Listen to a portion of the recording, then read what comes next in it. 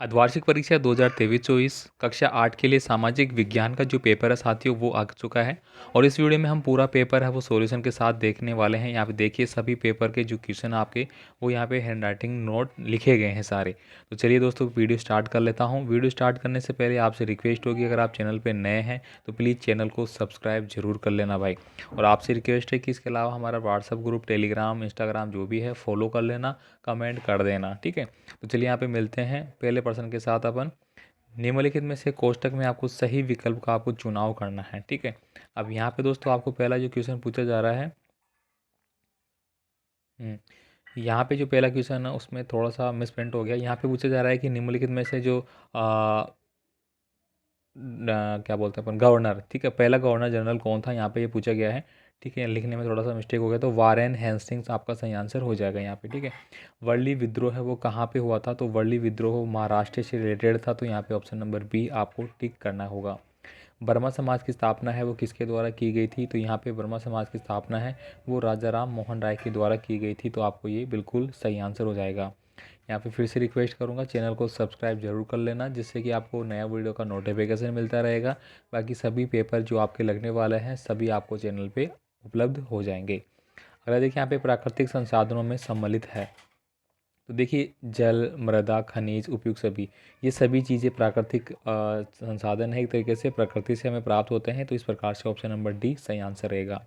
कौन से ग्रह को जल ग्रह कहते हैं, तो ये ऑलरेडी मैंने पहले बता रखा है, पृथ्वी ग्रह को जल ग्रह कहा जाता है। इसके बाद देखिए अगला है, निम्न में से कौन सा ऊर्जा का गैर परंपरागत स्रोत है। ऊर्जा का गैर परंपरागत स्रोत पूछा गया है, तो यहाँ पे उपरोक्त सभी हो जाएंगे।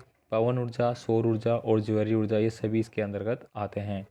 भारत में कितनी स्तरीय शासन व्यवस्था है, तो दोस्तों भारत में कितनी है, त्रिस्तरीय शासन व्यवस्था है, ठीक है। पहली आपकी केंद्र लेवल पे हो जाएगी, फिर राज्य लेवल पे हो जाएगी, फिर आपकी ग्रामीण लेवल पे हो जाएगी। इसके बाद देखिए यहाँ पे अगला है, जलियांवाला बाग हत्याकांड है वो कब हुआ था, कहाँ हुआ था, तो ये अमृतसर में हुआ था 13 अप्रैल को। कब हुआ था भाई, 13 अप्रैल 1919 को ये घटना घटी थी, तो ये आपको याद रखना है।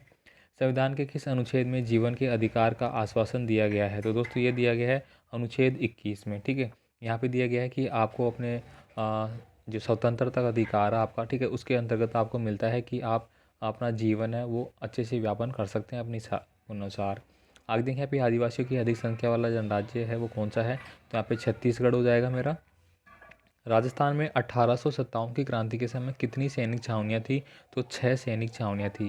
जैसे कि हमने कल बात भी करी थी, नसीराबाद आपकी हो जाएगी, ब्यावर हो जाएगी, खेरवाड़ा हो जाएगी, ठीक है। ये आपको याद करना है। किस राजपूत राज्य के विरोध के कारण सिरोही से अंग्रेजों की तत्काल संधि नहीं हो सक पाई थी, तो दोस्तों वो था आपका मारवाड़ राज्य, ठीक है। इसके बाद देखिए यहाँ पे राजस्थान में न्यूनतम लिंग अनुपात किस जिले का है, इसको आप छोड़ देंगे। आयुष्मान भारत का संबंध किस क्षेत्र से है, तो ये स्वास्थ्य क्षेत्र से है। स्वास्थ्य के लिए एक प्रकार का जो बीमा है वो चलाया गया था, तो इसको अपन स्वास्थ्य से मानेंगे। ग्राम पंचायत का मुखिया कौन होता है, तो ये आप सभी जानते हैं सरपंच हो जाता है। इसके बाद देखिए खालिस्तान वाले प्रश्न आपके आ जाते हैं। यहाँ पे देखिए झूम खेती में बीज बोने के तरीकों को क्या कहा जाता है, तो दोस्तों यहाँ पे छितरना और बिखेरना है, तो यहाँ पे छितरना हो जाएगा। हैदर अली टीपू सुल्तान थे, तो मैसूर के थे वो। धर्म को राज्य से अलग रखने की अवधारणा को कहा जाता है, तो धर्मनिरपेक्षता कहा जाता है। वर्ष से घरेलू हिंसा सुरक्षा कानून अपनाया गया था, तो 2006 से हो गया था। ग्रामीण क्षेत्र में पक्के मकान उपलब्ध कराने का उद्देश्य ये योजना है वो किसकी होती है, तो वो होती है प्रधानमंत्री आवासीय योजना की, ठीक है। कुंभलगढ़ दुर्ग में कटारगढ़ का में जो स्थान है वहाँ पे किसका जन्म हुआ था, तो वहाँ पे महाराणा प्रताप का जन्म हुआ था। वायु तथा जल के द्वारा ऊपरी मृदा का क्षरण होता है उसे कहा क्या जाता है, तो उसको अपरदन कहा जाता है। अब देखिए कोयले से प्राप्त विद्युत ऊर्जा को कौन सी ऊर्जा कहते हैं, तो तापीय ऊर्जा कहा जाता है। अब यहाँ पे सही और गलत आपको टिक करना है। नील की कटाई के बाद धान की खेती की जा सकती है, तो ये बात गलत है। आर्य समाज की स्थापना करने वाले स्वामी दयानंद सरस्वती ने भी विधवा विवाह का समर्थन किया, तो बिल्कुल सही बात है। भारत में प्रति व्यक्ति जल की उपलब्धता कम हो रही है, तो बिल्कुल सही है, जल की कमी लगातार बढ़ रही है।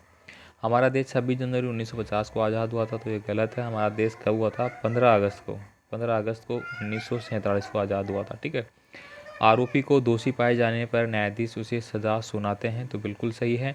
आदिवासियों का एक जनजातीय धर्म होता है, तो ये बात गलत है, जनजातीय धर्म नहीं होता उनका। राजस्थान में 1857 की क्रांति का शुभारंभ 28 मई को हुआ था, तो बिल्कुल सही बात है, 28 मई को नसीराबाद की छावनी से किया गया था। अब यहाँ पे देखिए स्तंभ ए और स्तंभ ब आपको दिया गया है, जिनको आपको मिलान करना है। ठीक है, यहाँ पे आप देखेंगे कि प्रार्थना सभा की स्थापना है वो कब कहाँ की गई थी। विश्व में तांबे का अग्रणी राज्य कौन सा हो जाएगा आपका। चोरा चोरी कांड है वो 1922 में हुआ था। चट्टान बांध है वो बर्दा अपरदन को रोकना होता है। आबानेरी आपकी दौसा में है और आर्य समाज की स्थापना 1867 में हो जाएगी। ठीक है, आगे देखिए यहाँ पे इतिहासकारों ने भारतीय इतिहास को अंग्रेजी के अंग्रेज़ों ने जो भिन्न भिन्न खंडों में बांटा है वो कितने थे, कौन कौन से थे। तो 3 थे, जिसमें पहला आपका प्राचीन काल है, फिर मध्य काल है, फिर आपका आधुनिक काल है।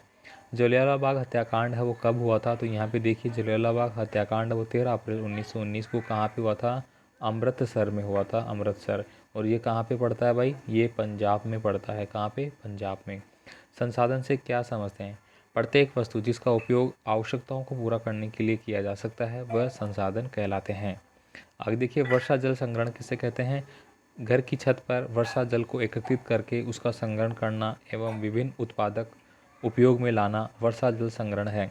दोस्तों जो बाड़मेर के इलाके में रहते हैं, बीकानेर में रहते हैं, जालोर में रहते हैं, यहाँ पे रहने वाले लोगों को आपको पता होगा कि यहाँ पे जल की उपलब्धता काफ़ी कम है, इसलिए बरसात की जो जल है वो जो छत है उस प्रकार से डिज़ाइन की जाती है उनकी छत। ठीक है, जिससे कि क्या होता है कि वो साइड में नाले लगा देते हैं और वो वर्षा का पानी उसमें एकत्रित होकर नीचे टैंक बना दिया जाता है जिसमें चला जाता है और उसको वो उपयोग में ले लेते हैं। हाथ धोने के लिए, मान लीजिए पेड़ पौधों में पानी देने के लिए, इस प्रकार से उसको उपयोग ले सकते हैं। भारतीय संसद के कितने अंग हैं। तो भारतीय संसद के 3 अंग है भाई। एक तो आपका, तो यहाँ पे संसद है उसके 3 अंग राष्ट्रपति, राज्यसभा और लोकसभा होते हैं। यूरोपीय व्यवसायिक कंपनियां भारत की तरफ क्यों आकर्षित हो रही है, तो इसका आंसर आपको यहाँ पे मिल जाएगा। ये जो बड़े पर्सन है इनका आंसर आप यहाँ पे वीडियो को रोक के वो देख सकते हैं और स्क्रीनशॉट भी अगर लेना चाहते हैं तो ले सकते हैं। ठीक है, यहाँ पे देखिए अगला है संसाधनों को संरक्षण की आवश्यकता क्यों होती है। उसका आंसर आपको दिया गया है धात्विक और अधात्विक खनिज में 3 अंतर आपको लिखने हैं, वो आपको यहाँ पे मिल जाएंगे। ठीक है, तो साथियों आपसे रिक्वेस्ट है चैनल को सब्सक्राइब नहीं किया तो कर लेना और वीडियो को लाइक भी कर देना। एक यहाँ पे देखिए अगला प्रश्न है राज्यसभा की भूमिका को स्पष्ट करना है, वो यहाँ पे आपको पूरा मिल जाता है, स्क्रीनशॉट ले लेना। अधीनस्थ न्यायालय से क्या आशय है। राजस्व राजस्थान के जो मानचित्र में उसको कहाँ कहाँ दर्शाना है ये आपको दिया गया है, तो मानचित्र आपको मिल जाएगा। ठीक है, राजस्थान का जो भी आपका नया बना है उस हिसाब से, और जयपुर कहाँ पे पड़ता है, श्रीगंगानगर कहाँ है, ये आपको इंडिकेट करना है।